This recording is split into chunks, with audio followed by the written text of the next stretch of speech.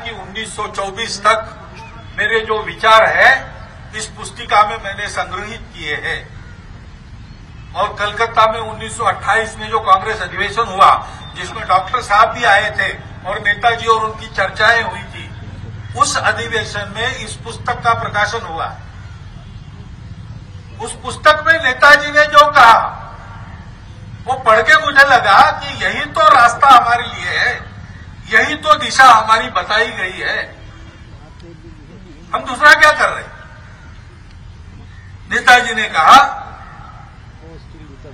भारतवर्ष पृथ्वी का छोटा रूप है। वो बांग्ला पुस्तक है, मैंने हिंदी अनुवाद कर लिया उसमें। नेताजी कहते हैं भारतवर्ष पृथ्वी का छोटा रूप है, संसार की सारी समस्याएं भारतवर्ष में विद्यमान है, अतः भारत की समस्याओं के समाधान का अर्थ ही है संसार की समस्या का निराकरण।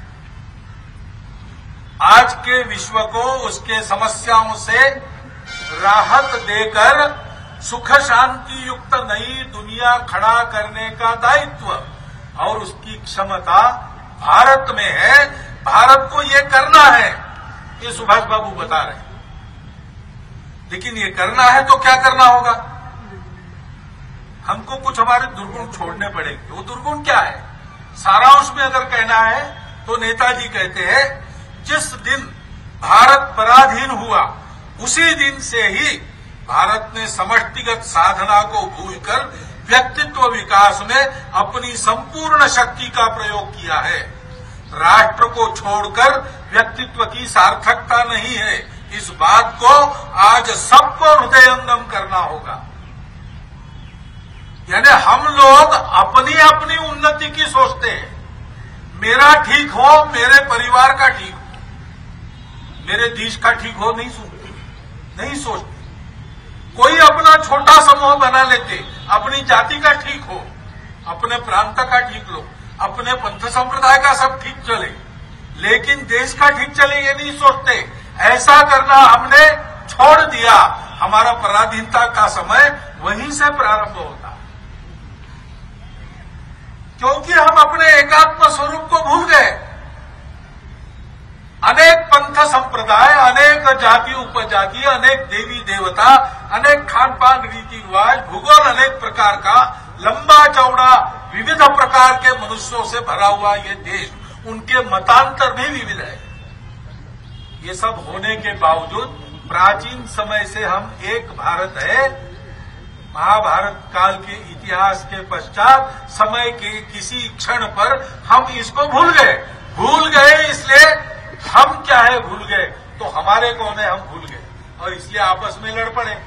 हमारी गुटबाजी का लाभ आक्रामकों ने लिया।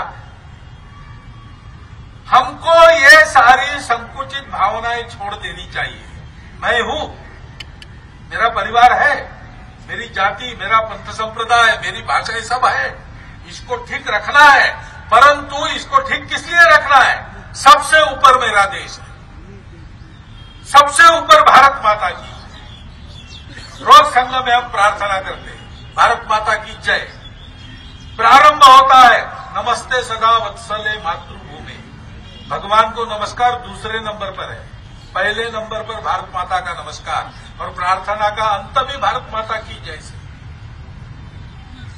देशार्चन, देश के लिए गुणवान होना, देश को सारे गुणवत्ता का अर्पण करना, जो मेरा है वो देश के लिए देना, देश को मानना, अपने देश को बनना, अपने देश को बनाना।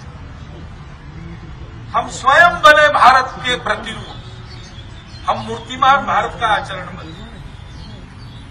ये साधना करनी पड़ती है।